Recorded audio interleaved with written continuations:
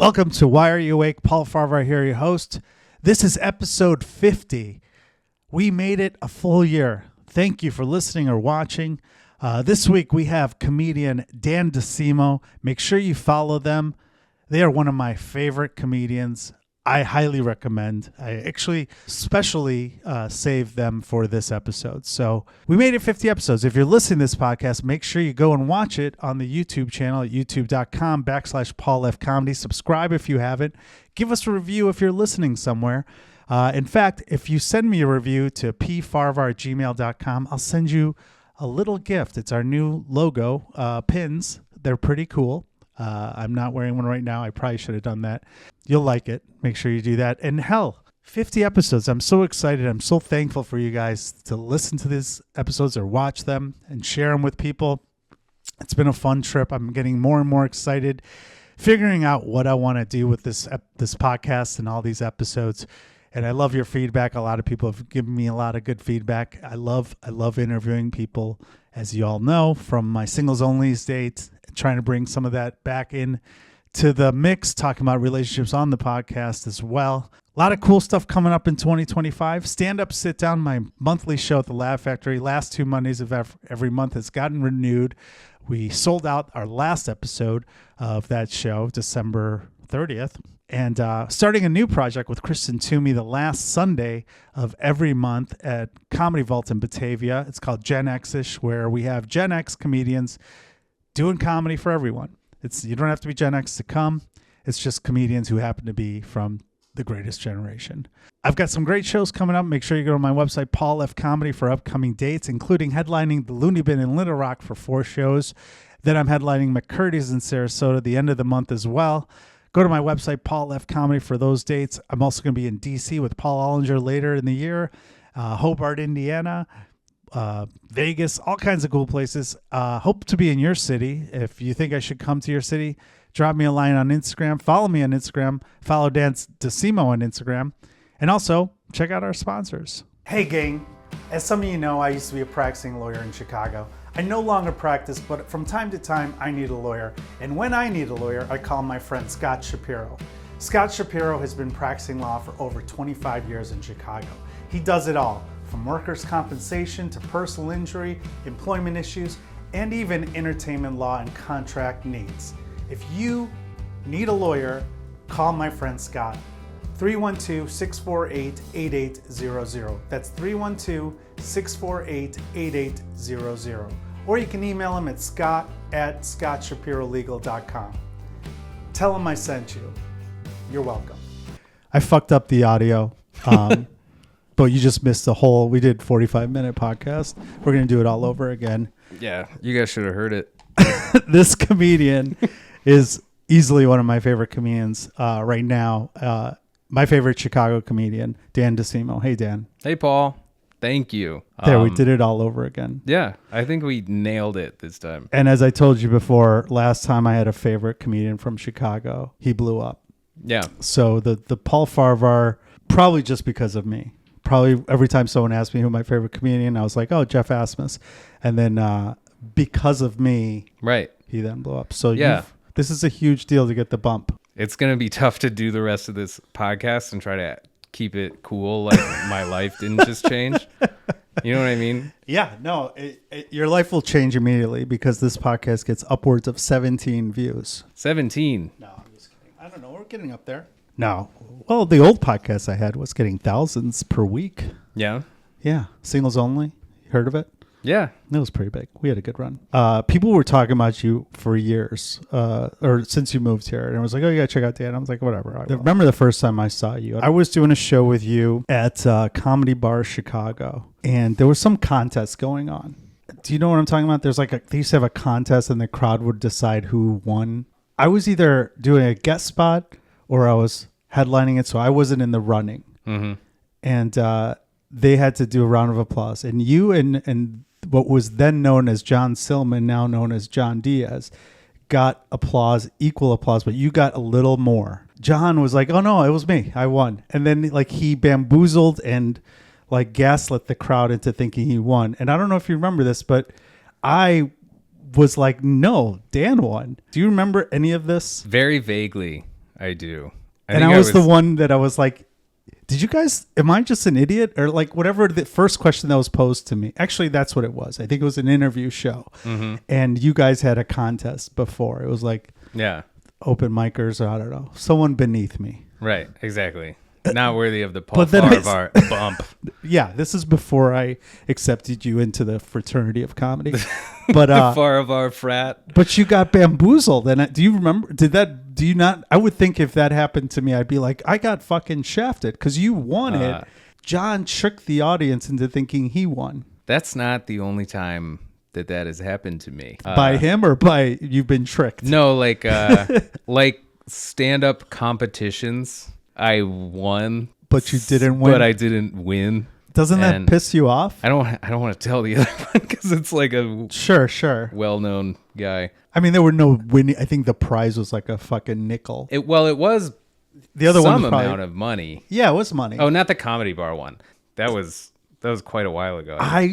See, like for me, I get very upset when injustice happens. Obviously, I used to be a lawyer. No big deal up there. Those degrees and stuff. Right. There's law degrees on the wall. Yeah, we bring it up at least every podcast, at least once. Yeah. But I felt like that was an injustice. And I remember whatever was asked of me had nothing to do with that. I go, I'll talk about whatever. Let's just say that, like, hey, Paul, where are you performing? I'm like, we're going to talk about that in a second. But did you guys just see that you all got gaslit into thinking John beat that other guy? Nobody came up. I was like, that was the biggest deal. Anytime I've been disrespected, I keep a list and I'm ready to kill all those people when I get a gun. At that point, I was very much like a Chicago open micer. It might have been an open mic contest. And so you're also just like, oh, I was disrespected for the 9th time today. Like, you know, I probably came straight there from like going to Trigger Warning and getting called a bitch by Ed Towns 4 times. And like your first 6 months in Chicago is just like not pleasant. Yeah. I moved here just in time for like to do 6 months of being an open micer before everything shut down. You moved here in 2020 to do comedy? 2019. Okay. After the pandemic, I specifically remember being like, these kids today, like they have it so good. Because Trigger Warning came back and it wasn't even mean anymore. Trigger Warning is an open mic where it's just hell. Comedy's hard enough as it is, but to be disrespected by the host, it's one of the shows that are like, why did we do this? And Tomato Throw is a similar show at Comedy Bar. It's like comedy's already hard, but now we're going to throw tomatoes at you if you don't like your jokes. Yeah, and the hosts are funny, so it like makes it worse. Yeah. Because like if you Ed Towns is, like you want to fight back, kind of, you're not going to win. You're not going to win because, like, first of all, everyone knows them and you're new. Right. Which is the whole reason you're being bullied, because in your first 6 months of comedy, you should quit. You just should. We all should have. I should have. But the point is, like, you know, some of us don't. And that's when you have earned your right to not be heckled with a microphone. That's what is really tough is, like, for a while, you do have to do, like, multiple sets a night just so, like, anyone remembers your name. Dan, you moved here from where? Where did you move here from in 2019? South Bend, Indiana. That's where you went to school, Notre Dame. My least favorite school. Is it? Yeah, I just hated Notre Dame growing up. They were just like always I like the underdog. You have some disdain for your school and your religion from what I've gleaned from your stand-up. I don't know if I would say that, but it is true. I just don't know if I would say it. I liked it. I mean, I'm still a Notre Dame fan and everything. Are you really? Still, yeah. You like the football team? Or basketball? I still root for Notre Dame and stuff. I do think it was like, I'm not that Catholic of a person. And when I went to Notre Dame, it was like, because like my family's Catholic, but like, and I mean, they might disagree with me if they heard me say that, but I feel like they're Catholic, but like they don't think it like happened. How many crosses do you have in a lot? In your house? So many. And there are like, they go to church a lot, you know, and it definitely like brings them comfort. But like, I think if you really pressed them on it and you're like, did this really happen? Jesus died for your sin? I think they'd be like, I like it. Okay. When I first got to Notre Dame, I remember like being kind of surprised at like, oh, these people like believe it. Like they like, Like, it's You were, not like, even shocked. There's no like wink involved. There's no like. Yeah. I have friends who are very religious, and then your moral compasses has a Venn diagram with people. I'm not very religious, but then when they say stuff, you're like, you really think this happened? And I'm like, okay, well, it's possible. So like people were sinning too much, and God was like, well, I want to be able to let people into heaven, and I can't just do that, even though I'm God. So somehow I have to I got to make a son, and then I got to kill him. There's a lot of holes. And then that's going to work. Like, that worked. Thank goodness that worked. What if he did all that? Second plan. Yeah. What if Jesus got crucified and God was just like, fuck, they still aren't it didn't even work. I still can't. That's crazy. If your boss did that, you'd be so if you were like, hey, I'm sorry I'm late, and your boss was like, it's okay, I love you so much that I'm going to murder my son so that I can forgive you. Yeah. I think you would just be like, you can just fire me, dude. It's okay. When there's conspiracy theories, people have conspiracy theories, and they're like, well, then there's some mental gymnastics you have to get there. Yeah. And that's with religion as well. I think conspiracies, when people shit on conspiracies and they're religious, you're like, well, yours is no different. I mean, a little bit, yeah. Killing his own son just so he can forgive everybody. Talk about a trick play, That's some wishbone offense right there. You don't see that on the Notre Dame. Yeah, exactly. Saturday. They run a spread. They're a pro-style team. And you grew up in this Pittsburgh. Okay, yeah. Why did I think that? Okay. It's a small suburb of Chicago. For some reason, I thought you were a suburbanite from the suburbs. We'll edit all that out so I look smarter. So you're from Pittsburgh. Yeah. What if I did that? That would be great. Yeah, then people would be like, why is it hilarious that Dan's from Pittsburgh? Why did you go to Notre Dame? A lot of time, in my family, it's kind of like everybody applies, and if you get in, you go. My mom went there. Oh, Jesus. A few of my uncles went there. My brother. And then a few of the cousins. And I mean, there's a lot of us because it's the Irish side of the family. I wasn't really sure what I wanted to do besides comedy, which at the time I hadn't told anyone that was the plan. Tommy Brennan went to Notre Dame. He just did the podcast. Did you overlap with him at all, or is he too? No, I didn't overlap with him. I didn't overlap with Alex Dragovich either. You knew you wanted to do comedy when you were in high school? Yeah, I mean, I knew I wanted to do it for a while. When did you start doing stand-up comedy? The first set I ever did was at the end of high school. I remember the host guy, it was at this bar in Pittsburgh called Ham Bones, which I think is still there. I remember the host got all mad at me because it was some legal thing where once the kitchen closes, it's only 21 plus. And the host got mad at me for still being there, even though I wasn't allowed to. But I'm like, why would I know how bars work? I'm 18. It's not my job to keep me out of this bar. Friends doing stand up with you, or you just would go off on your own and just pursue this? My brother did stand up. I went with him. The first mic I ever did. And the first couple mics I ever did. He's a college professor now. He doesn't do comedy anymore, but he was good. He was doing it, so you're like, I want to do it. Kind of. I mean, I knew How much older is he than you? Almost 7 years. Oh, so that's a big gap. Is it just you two, or you have other siblings? No, we have other siblings. It goes sister, brother, and then the bottom. The two youngest are both non-binary. My parents are unlucky Catholics. Are you the youngest? Yeah. Okay. When you were in high school, you clearly had good grades if you got into Notre Dame. Yeah, not bad. What'd you get in your ACT? I took the SAT. Oh, okay. Out of 2,400, I got a 2310. Holy shit. You have the new record for the smartest person to be on this. Oh, thank you. I think so. You were smart, and your parents did not care that you threw away all that education to do stand-up comedy. They definitely did at first. Okay. So actually, this is a fun story. Strap in, Jesus Christ. So I originally went to college on a Navy ROTC scholarship. Wow. So if you don't know what that is, the deal basically is that the Navy pays for you to go to college, and then while you're in college, you do a whole bunch of Navy training, and when you get out of college, you are a naval officer, and you have a 5-year commitment to the Navy after that. And then after 5 years, if you want to leave the Navy, you're free to go, and you got free college. I went to a psych ward, and I lost the scholarship. That was it like a technicality, or you like No, it be was like, automatically dismissed? so I went to a psych ward and it kind of triggered this whole medical review thing. And then they were like, yeah, you can't be in the...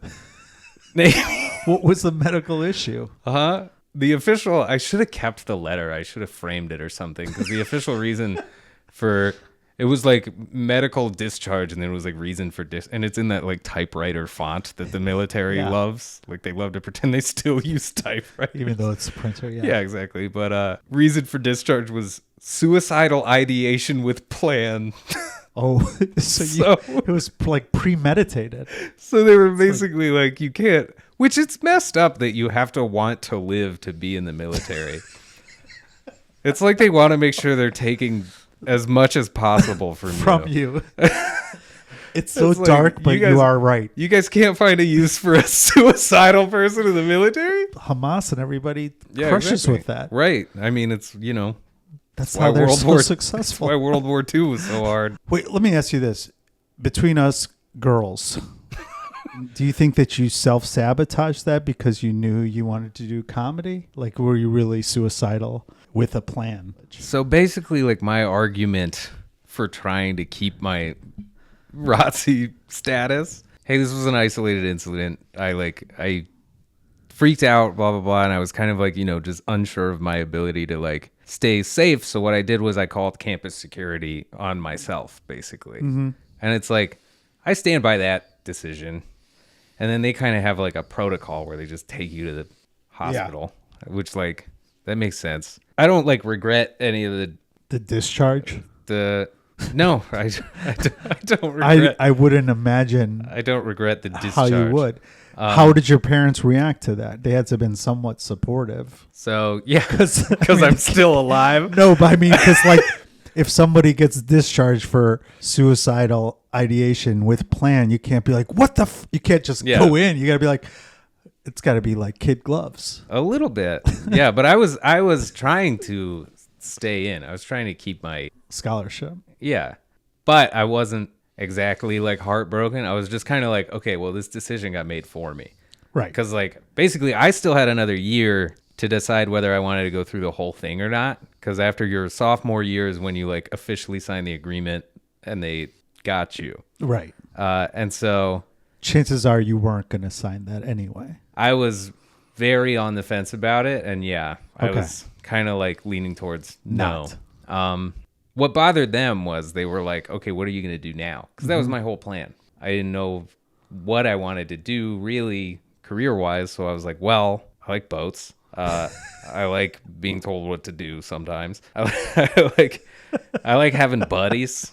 But like, what are you going to do now? I remember this vividly. Like, and I was just like, well, there's only one thing I've ever wanted to do. And they were like, doctor.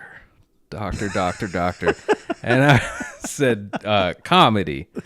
And they were like, you pronounced it wrong. Yeah, they were a little bit like, what the fuck did you just say? Yeah. At the time, I was like, wow, they're being so, doom and gloom about this. And now that I'm like doing comedy, I'm like, oh, I see what they meant. Yeah. Like, well, they have a son who's a college professor. Yeah. So that's fine. And what do your other siblings do? Traditional work? Most of them. Two out of 4 are consummate professionals. The 2 non-binary ones are the artists. Are your parents artists, or are they like professionals? Career-wise, they're professionals. Okay. They're both like really good musicians and stuff like that, though. But professional degrees, were they doctors, lawyers, business people? Doctors. And so and I was their last shot at getting a doctor. So in high school, were you you were getting good grades, but were you kind of like a nerdy kid, or were you like hanging out with like the art? Were you a theater kid? What was your thing? I was in every choir and band and orchestra that I could possibly be in, and then I also played lacrosse. Okay. Randomly. And I was a half decent goalie. Okay.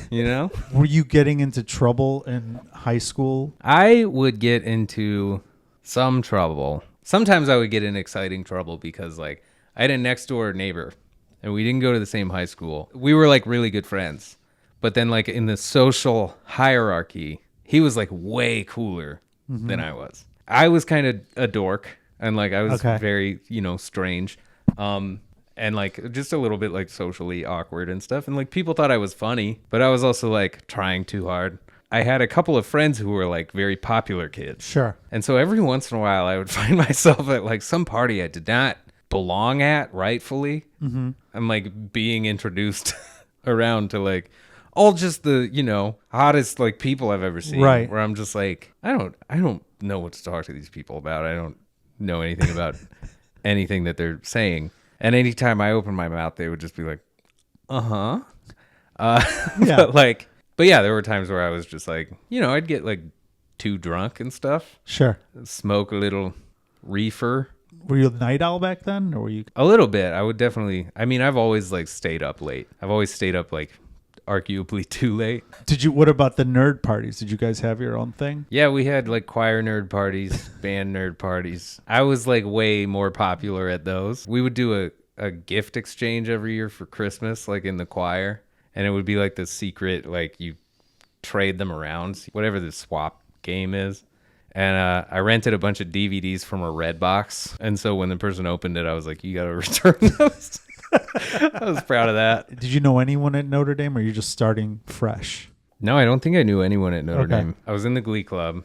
You found your people. Right. I found my people. And then I actually didn't start doing stand-up until like my second semester of college. I knew the stand-up club existed there because my brother was in it. I think the first semester I was just like so busy trying to like not kill myself.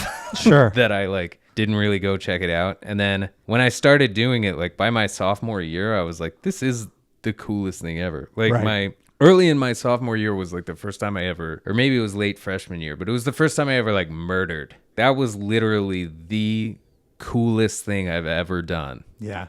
And I was just kind of like hooked from then on. I was like chasing the dragon. So you crushed it sophomore year. Did you start going regularly after that? So there was like the stand-up club at Notre Dame. And then there was the Drop Comedy Club. And then other than that, there was one monthly open mic. So there was like one weekly mic, one monthly mic in South Bend. What are you doing now after shows? Are you... That was twice. Oh, you've only done it twice in your life? I've done cocaine a grand total of 2 times. Okay. And they were... That's going to change. They were like more than a year apart. What are you doing after shows then? Like if you weren't doing this podcast, what were you going to do? A lot of times I will like just like watch movies or play video games or like... Are you productive after shows? Like not usually. Okay. Usually at night I'm not productive. I'm like... That's like... chill time. That's like let loose time. Mm-hmm. Playing Madden while watching true crime. Multiple sources of... When are you creative then? When are you writing? Not often enough, which like I'm trying to fix now. So like I wrote for a while today, but usually like if I am writing, it's either I randomly thought of something and then I kind of have to figure it out and then I'll write it down and be like, okay, I got that. And then I'll go back to not writing. What's your writing process? I usually will either put it in my iPhone Notes app or I will like voice memo record it. And then I also have a notebook that I write in. Do you set aside time to write every day or something like that? Or you just, when you have something, you have something? No. So I am currently trying to get into the habit of setting aside time every day to write. That was my New Year's resolution. Right. In 2021. Yeah, I mean, same. It was like, and it's still pops up on my list of things to do every day, and I'm like, I still haven't done it. I know. I'm always like, I have to write more, and then it's like, I could write right now, and it's like, well, not right now.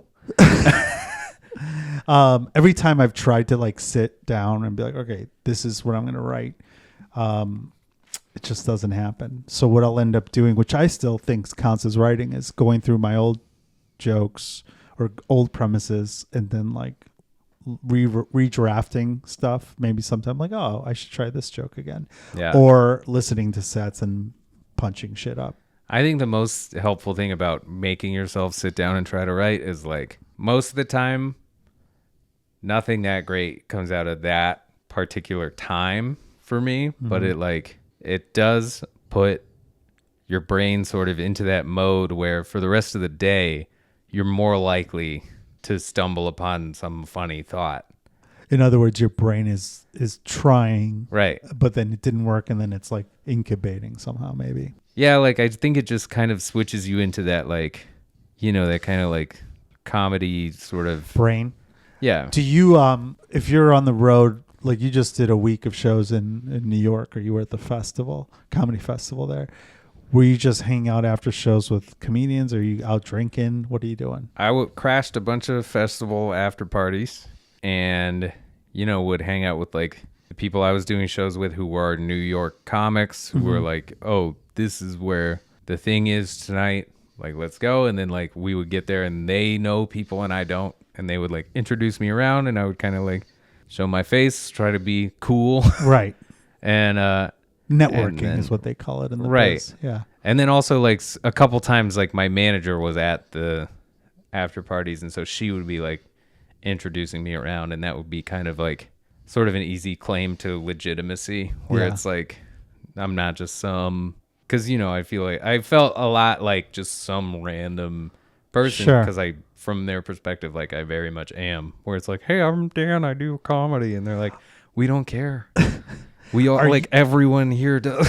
Are they trying to get you, or are you trying to do stand up alone, or are you trying to do other shit too with comedy? Are you planning on writing for stuff, or what's your goal? What are your goals with comedy? Yeah, I've submitted to a few writing jobs. Have not gotten them. My main thing is stand up. But yeah, so it was a lot of like, trying to convince me to move was a big part of the trip. And they did a fairly decent job of trying to convince me to move. So sure, we'll see. If you said like now you after shows, like when you go on the road and you're doing road shows or wherever, after the shows, are you hanging out with the crowd, or are you going back to your hotel room and just hanging out with the other comedians? What are you doing? I'm usually a back to the hotel type of person. Are you a drinker? No. Okay. I stopped like 3 years ago. Good. Okay. I definitely think that's part of why I like don't stay out. Is just because when you take that element out of it, it's a little bit like it's hard to hang without drinking. Yeah. Well, yeah, and it's just kind of hard to like stay up late without drinking. Well, I still stay up late. Oh, I still stay up late. It's hard to stay up late and like be sociable. Yeah. Like stay out late. I've been doing cigars. That's my thing. Have you gotten into that yet, or you're against it?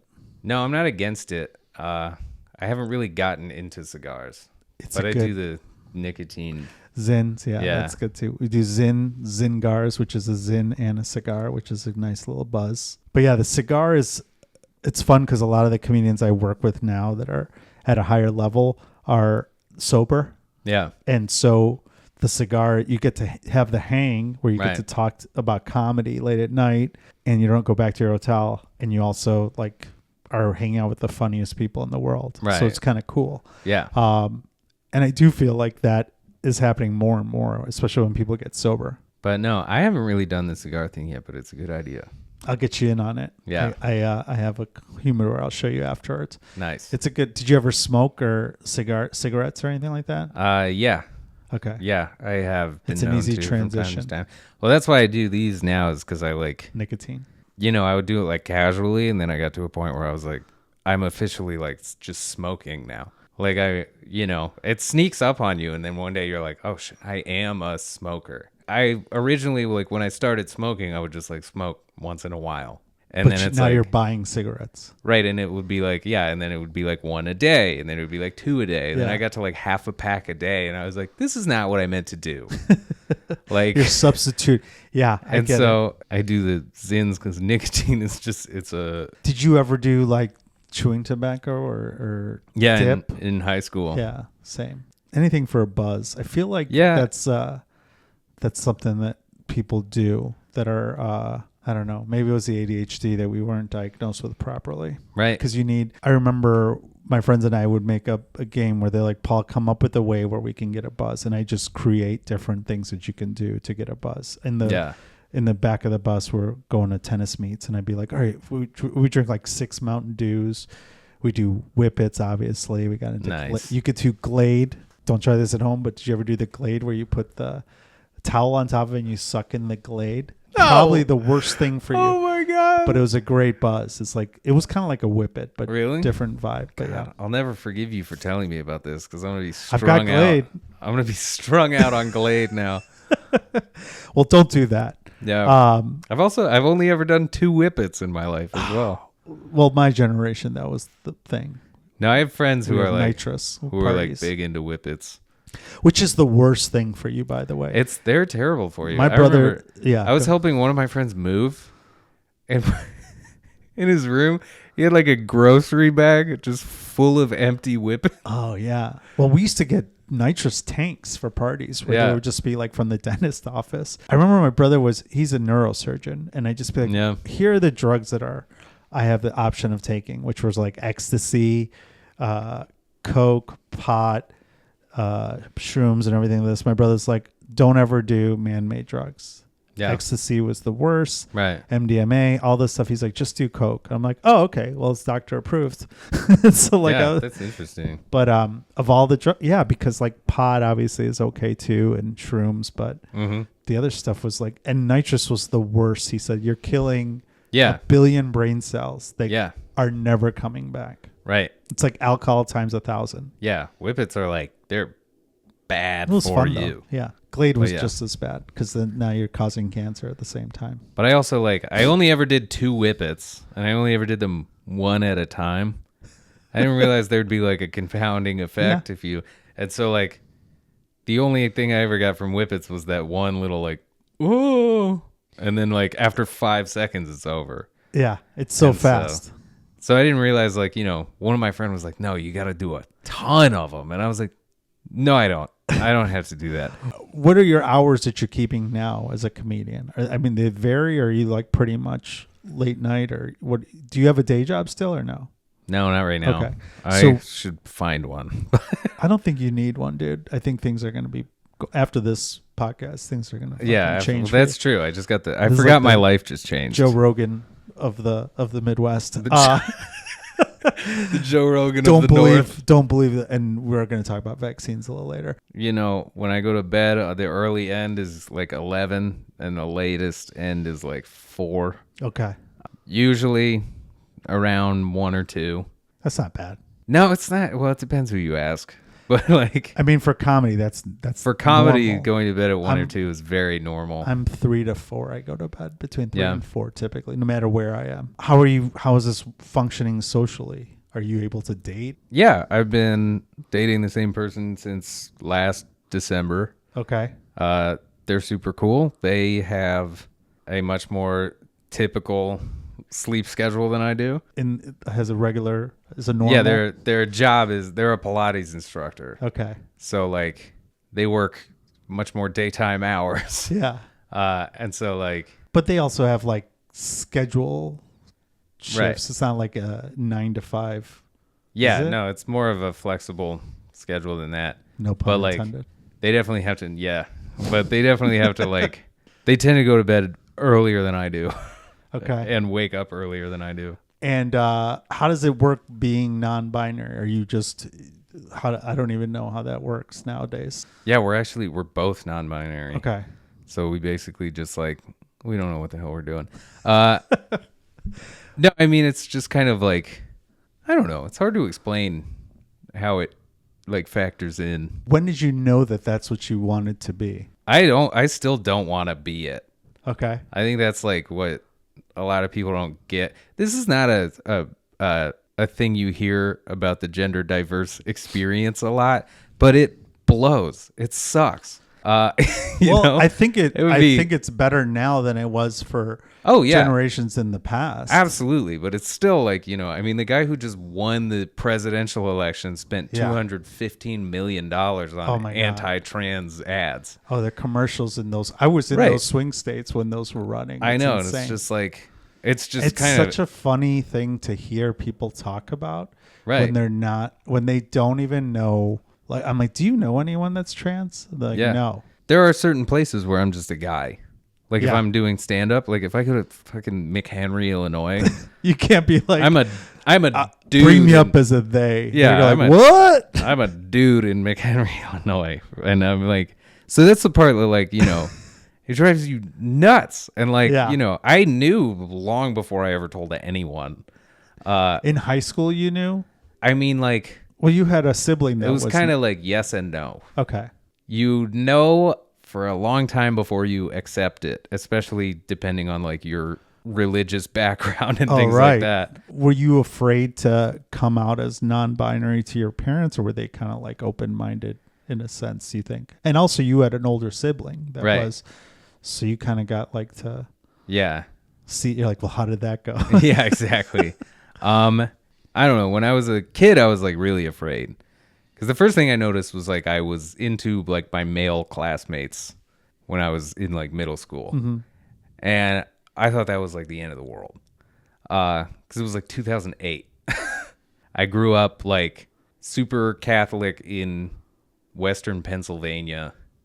And like, so it's just like, my parents were never like gay people go to hell.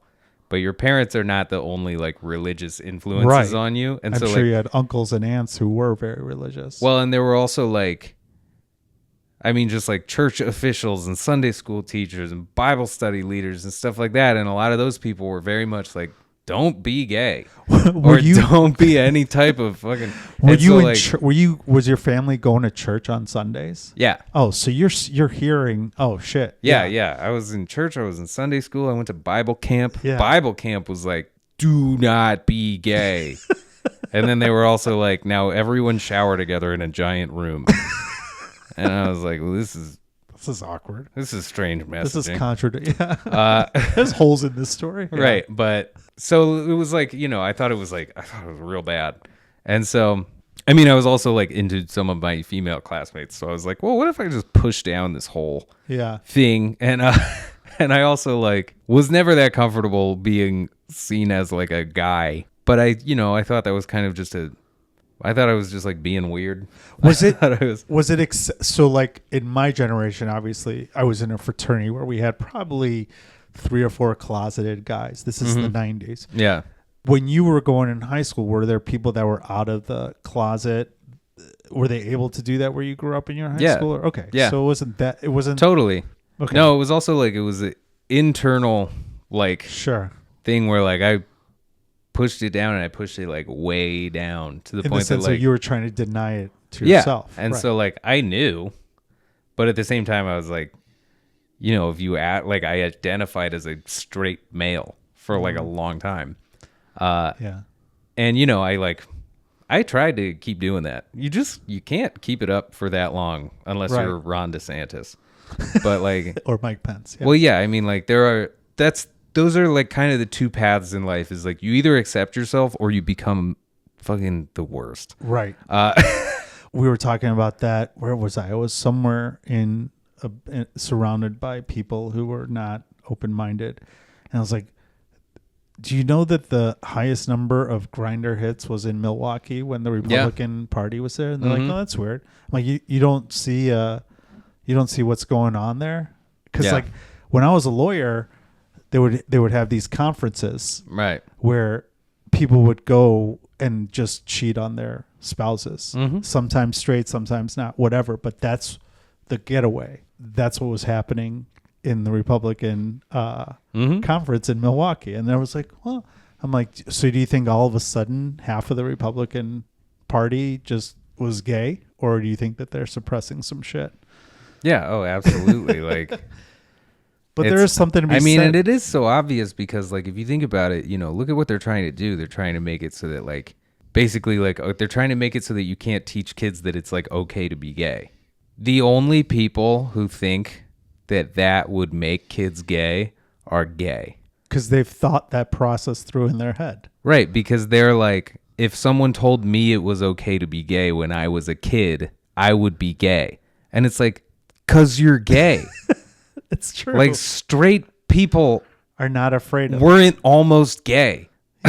Straight people are in no danger of becoming gay. I think that's the people that are pushing it the hardest are typically the people that are suppressing it the most. But there is a group of people who are this fear-mongering crew that think that they're easily malleable to be like, oh shit, maybe that it is something that's taught. Yeah. And they think that like the schools are somehow doing this. And if they're exposed to it, people are going to become, it's like you can catch it. Yeah. It's a surreal world we're living in. And yeah, it is crazy. It's going to get harder for a few years, just 2 years. That's what I tell people. That's what I think too.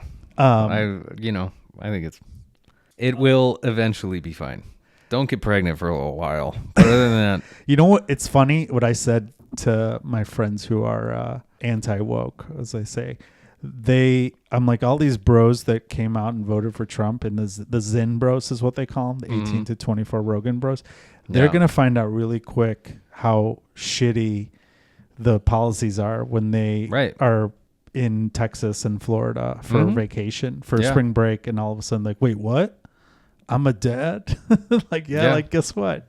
Mm-hmm. It's going to be fun and interesting times. Yeah. If we survive that long. I think we will. We got, a couple more years. We had a good run. Dan, where can people find out more on your up and coming shit? Where do you promote your stuff that if they want to learn more about you? I am at Instagram, Dan Docimo, Docimo. Do you have a website or anything? Kind of. I think it's pretty defunct. I own a domain name, though. It's also myname.com. Okay.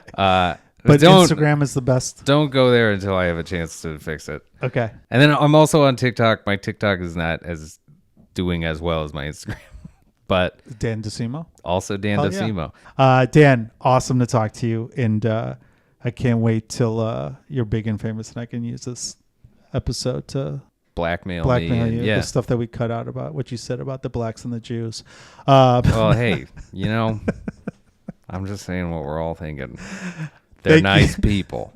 They're very nice people. Every last fucking one of them is a good person. Thanks for doing the podcast. And thank you all for watching and listening to another episode of Why Are You Awake? Go to sleep.